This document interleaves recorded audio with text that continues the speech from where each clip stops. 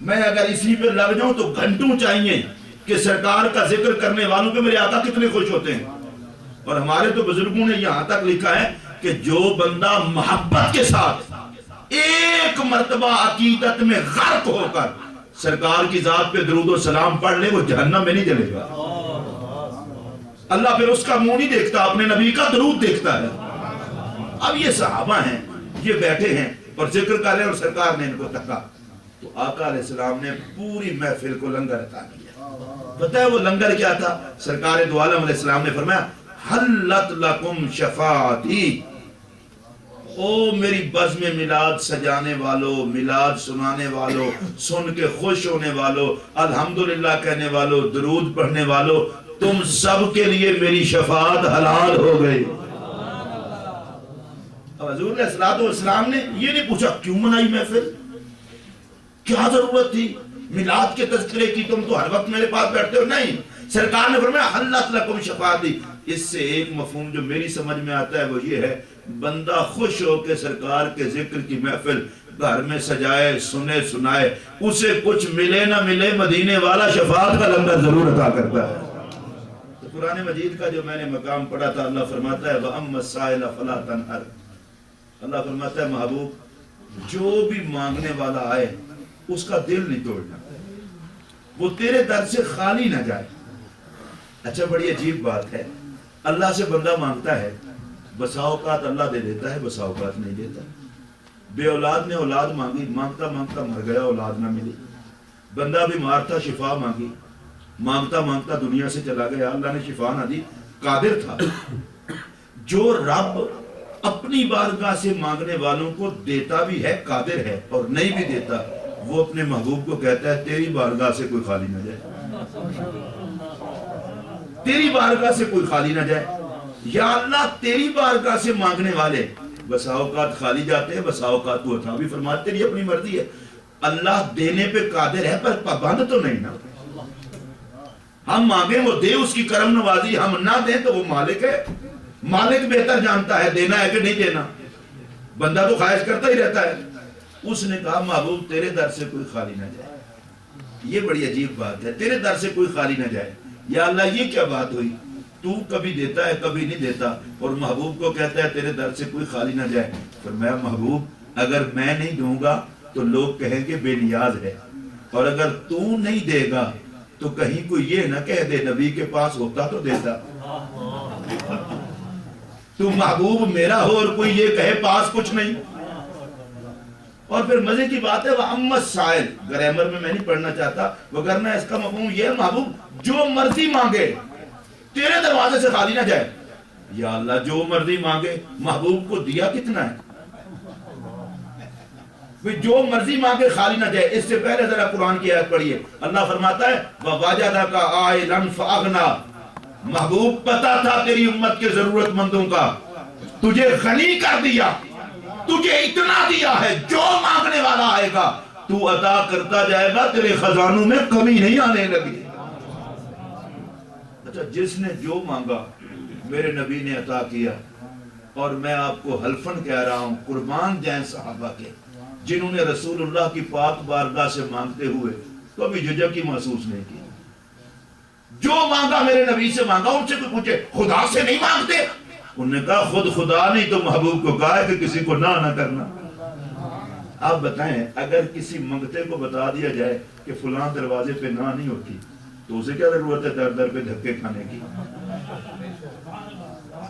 وہ آپ کا دروازہ کھٹکا ہے مجھے کچھ آپ پہ جائے جائیں، میرے پاس تو کچھ نہیں ہے. کسی نے کہا اجاز صاحب نے کہا دھکے نہ کہا فلاں کے دروازے پہ چلا جا، نہ ہوتی نہیں. ایک در وہ ہے جس کا اجاز صاحب بتائیں، مصطفیٰ کا در وہ ہے جس کا خدا بتا رہا ہے.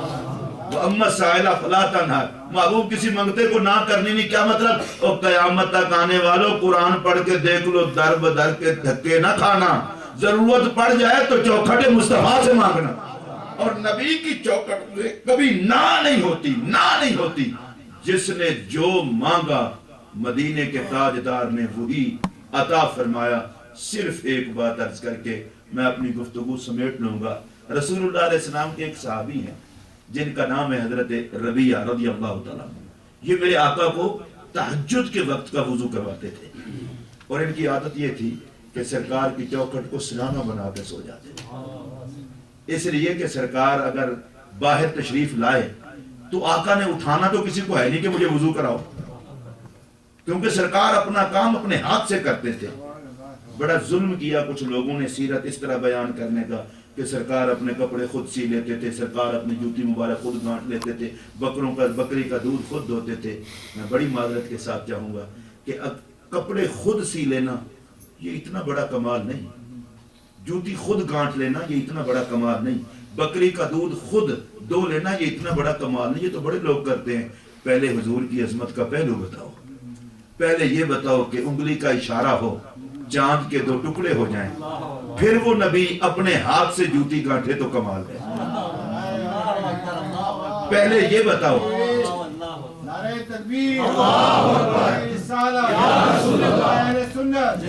پہلے یہ بتاؤ جبرائیل جس کی بارگاہ میں شاگرد بن کر حاضر ہو، وہ نبی علیہ السلام اگر اپنے کپڑوں کو خود ٹانکا لگائے تو یہ کمال ہے۔ پہلے یہ کہو کہ تمام ملائکہ جس نبی کے خادم ہوں وہ نبی اپنے ہاتھ سے بکری کا دودھ نکالے تو یہ کمال ہے۔ سیرت کو بیان کرتے ہوئے پہلے کمال بتاؤ، پھر سرکار کی عاجزی بتاؤ۔ یہ سارے کام آقا کی عاجزی کے ہیں، وگرنہ میرا نبی چاہے تو کائنات کی ہر چیز میرے آقا کی خادم ہے، جس سے چاہے نبی خدمت لے لے۔ اب یہ صحابی چوکھٹ کو سرہانہ بنا کر سوتے ہیں، کیا کہنا ان کے مقدر کا، جن کو رسول کی چوکھٹ پہ اس طرح نیند آ جائے، چوکھٹ پہ سوئے ہوئے ہیں، اور قسم اٹھا کر کہہ رہا ہوں کسی بیڈ اور کسی تکیے پر وہ سکون نہیں مل سکتا جو مصطفیٰ کی چوکھٹ پہ سکون ملتا۔ وہ سوئے ہوتے، میرے آقا کریم علیہ السلام باہر تشریف لاتے، دروازہ کھولتے، کھڑے ہو کے پانی پیش کرتے۔ آقا مانگتے نہیں تھے، پانی پیش کرتے۔ بس خدمت گزاروں پہ پھر نگاہ کرم تو ہو ہی جاتی ہے نا۔ ایک دن سرکار نے فرمایا سال یا ربیہ، ربیہ بڑے دن ہو گئے خدمت کرتے، مانگ بھی صحیح کچھ۔ کیا کہنا صحابہ کا کہ سرکار خود کہیں کہ مانگ۔ حضرت ربیہ رضی اللہ تعالیٰ عنہ، اور یہاں پر علماء نے بڑی باتیں کی ہیں، سرکار نے یہ نہیں فرمایا کیا مانگ، فرمایا سال مانگ۔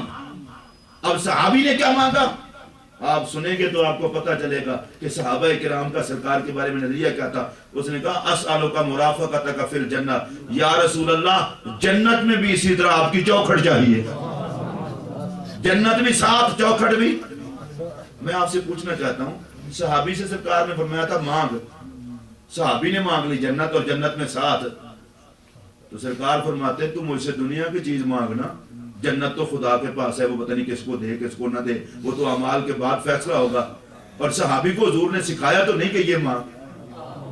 میرے نبی نے کہا سال، اس نے کہا جنت میں ساتھ چاہیے، اور سرکار ناراض نہیں ہوئے۔ اس کا مطلب یہ تھا صحابہ کا عقیدہ تھا چٹائی پہ بیٹھ کے بھی نبی جنت بانٹ دے تو خدا نہ نہیں کرتا، اور منٹ میں مانگی جنت میں ساتھ۔ صحابی کو یہ پتہ نہیں تھا کہ اعمال کے بعد فیصلہ ہوگا، بھئی نامہ اعمال تلے گا، جس کی نیکیاں زیادہ وہ جنتی، گناہ ہوئے اللہ اپنے فضل سے معاف کر دے تو پھر بھی جنت، وہ پکڑے تو پکڑنے پہ قادر ہے۔ لیکن صحابی نے کہا حضور مجھے جنت میں ساتھ چاہیے۔ بڑی مزے کی بات، صحابی کا عقیدہ بتا رہے، اس نے کہا میرا عقیدہ ہے نبی دے دے تو خدا حساب ہی نہیں کرتا،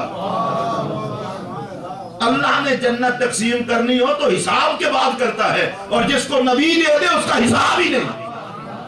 اور اس پہ کوئی ایک مثال نہیں، دنیا پہ بیٹھے حضور نے فرمایا ابو بکر فی الجنہ، عمر فی الجنہ، عثمان فی الجنہ، ابو بکر جنتی، عمر جنتی، عثمان ہم نے تمہیں جنت بیچی، علی جنت میں، صحابہ کے نام گنے، حسنین کو جنتی جوانوں کا سردار بنایا، سیدہ زہرا کو جنتی عورتوں کی قائدہ بنا دیا، سردارہ۔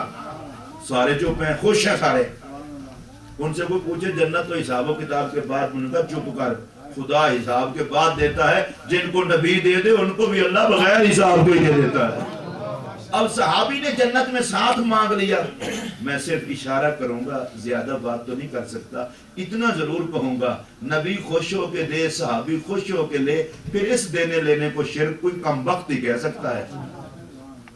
نبی نے جنت میں ساتھ دیا، اور پتہ ہے نبی نے کہا فرمایا آوا خیر ذالک،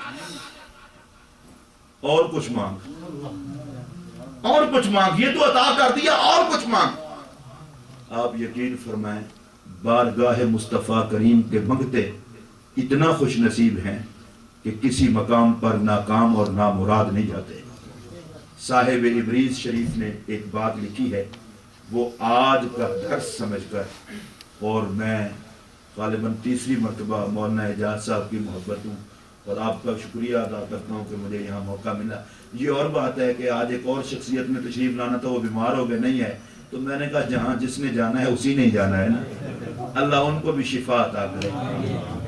بہت محبت والی شخصیت ہیں، بہت پیار والی شخصیت ہیں پیر صاحب کی بلا، اللہ ان کو شفا دے۔ انہوں نے مجھے فرمایا بھی سی کہ میری حاضری لگوا دینا۔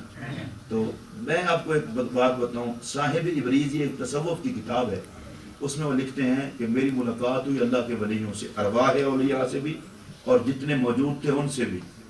ان سب ولیوں کی محفل میں ایک بات پہ متفقہ طور پر اللہ کے ولیوں نے فیصلہ دیا۔ وہ فیصلہ پتہ ہے کیا تھا؟ انہوں نے کہا وہ فیصلہ یہ تھا کہ جو بندہ محبت سے ایک مرتبہ درود و سلام پڑھ لے وہ جہنم میں نہیں جائے گا۔ آپ اپنی عادت بنائیں درود و سلام پڑھنے کی، بڑی محبت کے ساتھ، بڑے پیار کے ساتھ۔ آپ یہاں دیار غیر میں، اب آپ کا اپنا بھی وطن ہے، آپ یہاں رہتے ہیں، کسی سے الجھے نہ، کسی سے جھگڑے نہ، لیکن ایک بات ضرور کریں، انہوں نے کہا ہم نے الجھنا جھگڑنا ختم کر کے نبی پہ درود و سلام شروع کر رکھا ہے۔ یہ درود و سلام اس لیے نہیں چھوڑیں گے کہ اس کے بغیر ہمارا گزارا نہیں ہے، اس کے بغیر ہمارا چارہ نہیں ہے۔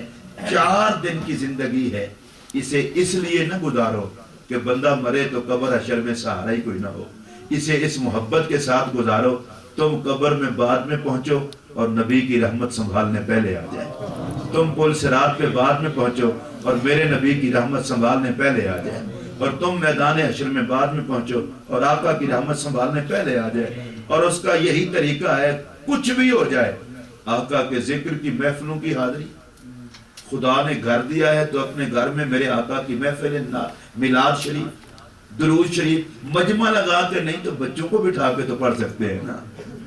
مسلمان کا کوئی گھر ایسا نہیں ہونا چاہیے جس میں رسول کا میلاد نہ ہو، رسول کا درود نہ ہو اور آقا کی ذات پر سلام نہ ہو۔ میں مولانا قاری اعجاز نقشبندی صاحب کا اور آپ تمام حضرات کا شکریہ ادا کرتا ہوں۔ اللہ تبارک و تعالیٰ میری اور آپ کی آج جمعہ کی حاضری کو قبول کرے، اور اللہ کرے آپ کے سینٹر کے حوالے سے آئندہ جو آپ کے خوبصورت ترین ارادے ہیں اللہ ان کو پائے تکمیل تک پہنچائے۔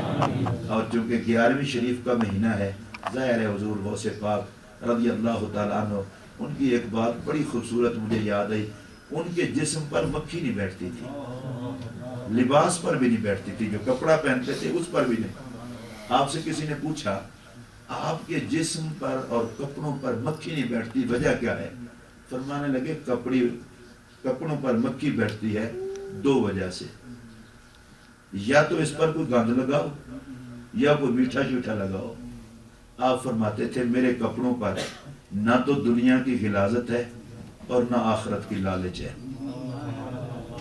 میں نے اپنے کپڑوں کو لالچ سے پاک رکھا ہے، میں جو کچھ بھی کرتا ہوں خدا کی رضا کے لیے کرتا ہوں۔ تو ہمیں اپنی زندگیوں میں حسن لانا چاہیے، خوف خدا لانا چاہیے، خدا کی رضا کے لیے کچھ کام کرنے چاہیے۔